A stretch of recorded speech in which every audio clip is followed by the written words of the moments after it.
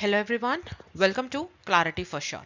Today in this video we are going to discuss our daily dose of ESI and ARD current affairs in the form of MCQ from the month of July 2025, and this will be the part 1. Okay, so we will move into the first question of the day. So the first question, what does it say? Consider the following statements about the Bharat study on healthy aging.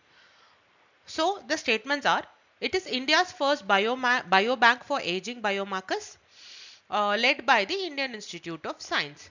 The study aims to create India-specific benchmarks to address misdiagnosis caused by the Western medical standards. And third statement says it is implemented under the National Program for Health Care of the Elderly. Okay, and it is asking which of the following statements are correct. Okay, the answer for this particular question is option number B. That is your statement 1 and 2 are correct. We will see what this initiative is all about, and we will see why statement 3 is wrong. Okay, moving into the study. Indian Institute of Science Bharat study on healthy aging. Okay, it is launched by IISc Bangalore.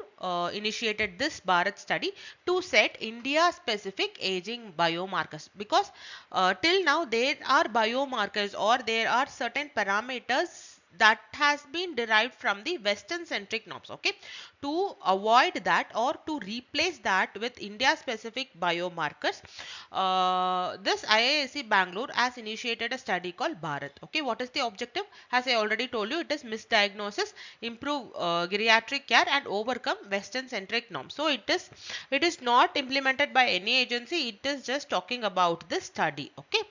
So here I have given the definition of healthy aging. This you can use in your phase 2 descriptive paper. Okay, and some of the data is related to the aging in India.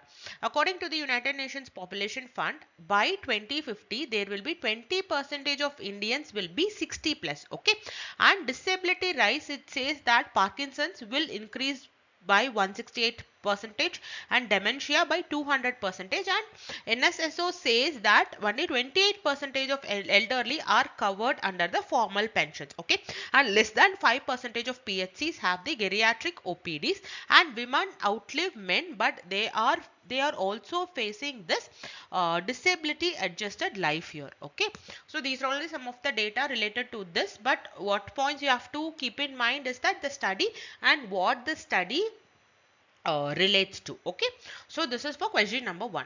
So going to question number 2, consider the following statements regarding the FAO status of youth in agri-food system. Okay, agri-food systems report.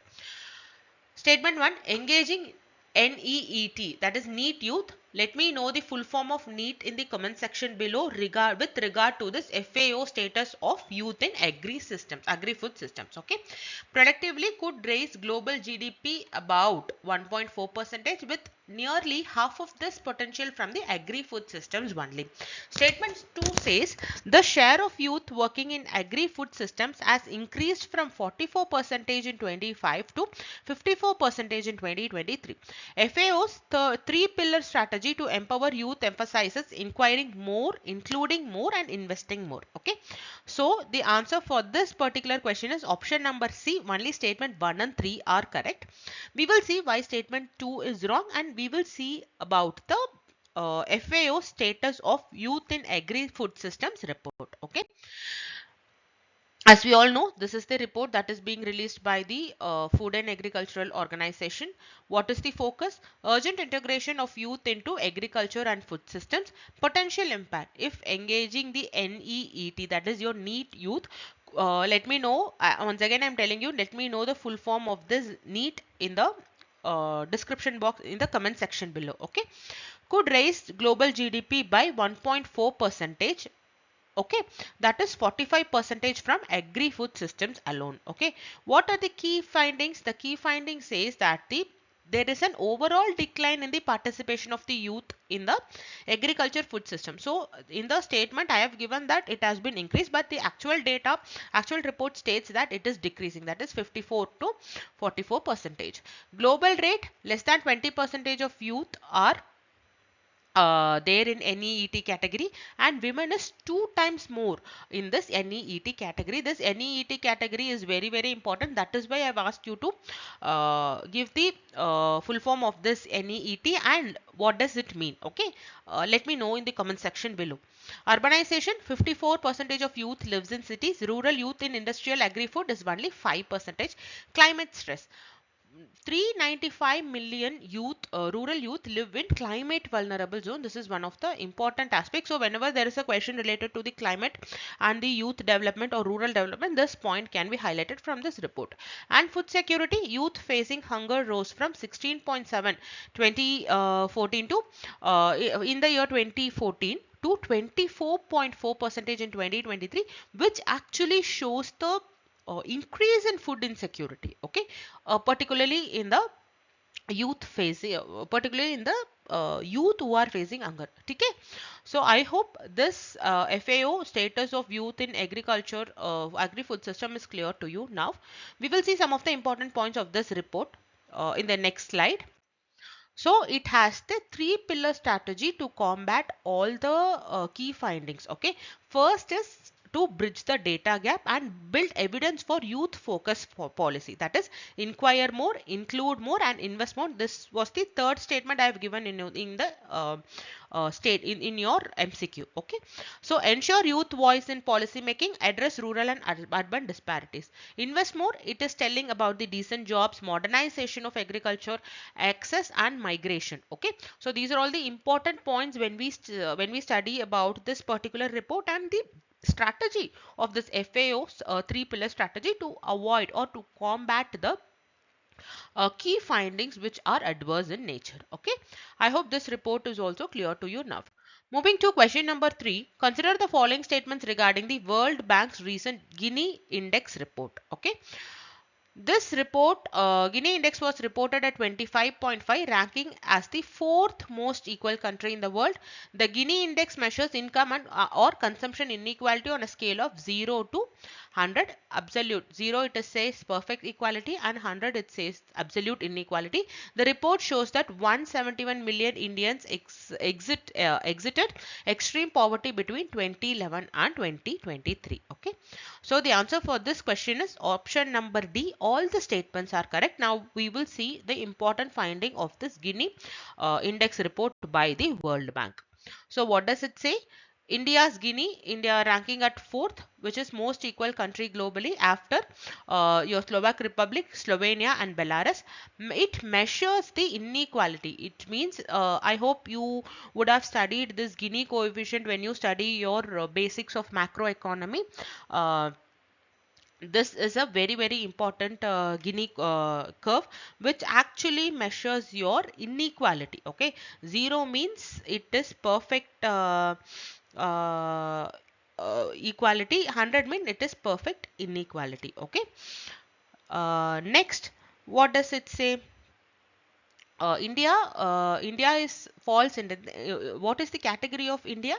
It is falling under the moderately low inequality. Okay, there is one more curve related to this Gini index. So if you are aware of that curve, please let me know in the comment section below, which is your which is related to your macroeconomics. Only from that we will be arriving this Gini index or Gini coefficient. Okay, comparisons: China, US and UK, extreme poverty. The report says that there is an extreme decline in poverty in India, and population impact: around 171 million Indians exited poverty during 2011 and 2023. And see,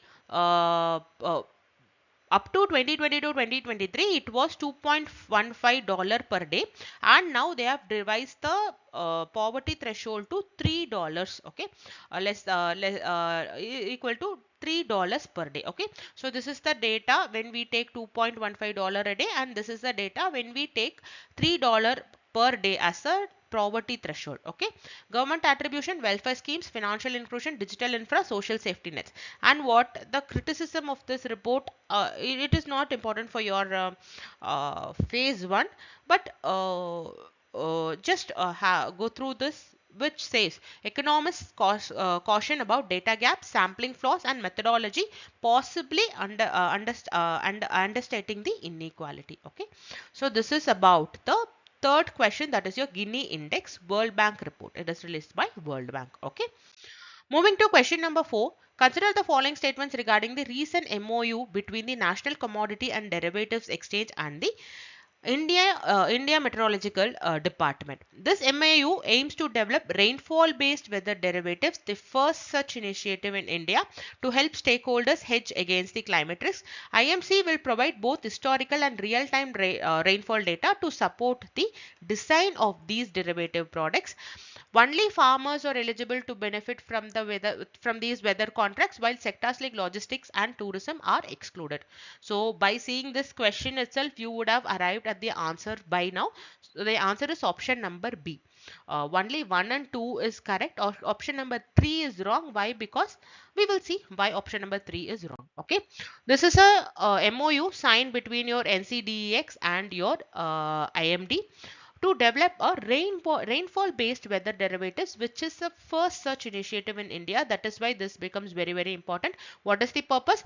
To provide faster market driven climate risk hedging versus slow limited insurance.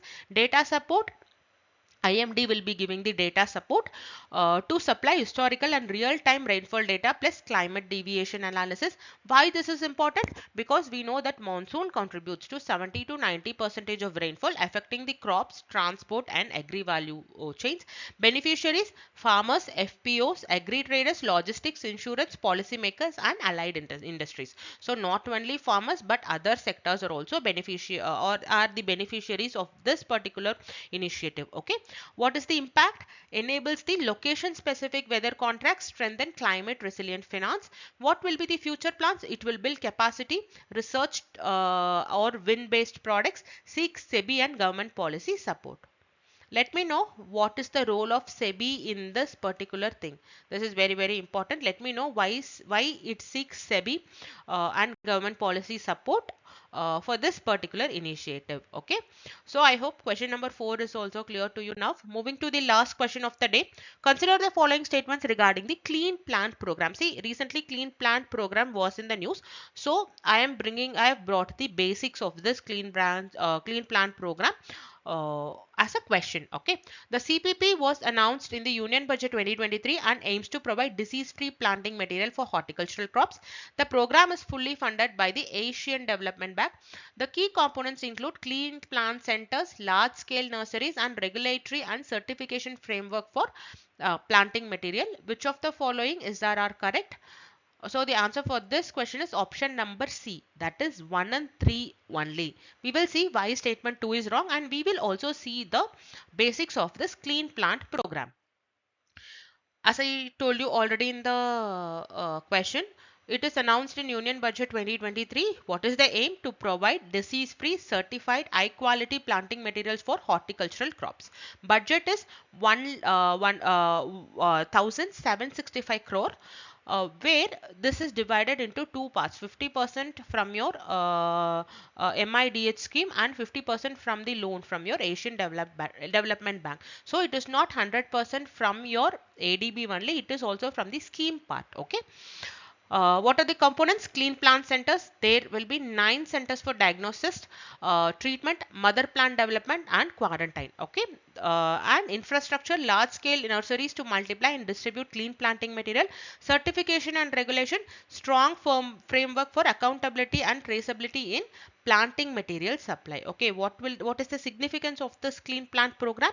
Boost productivity and quality of horticulture, reduce crop losses, enhances farmers' income, strengthens export competitiveness in horticulture. Okay, so this is about the Clean Plant Program.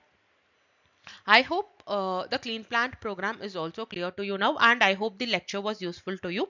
So I have given you certain assignments from this lecture only. So do let me know that in the comment section. So if you are looking for a test series for your upcoming NABARD Grade A 2025 exam, do consider subscribing for Clarity for Sure's NABARD Mentorship and Test Series Program 2025, the link of which will be given in the description box below. So I will meet you with yet another session. Until then, all the very best. Have a great day.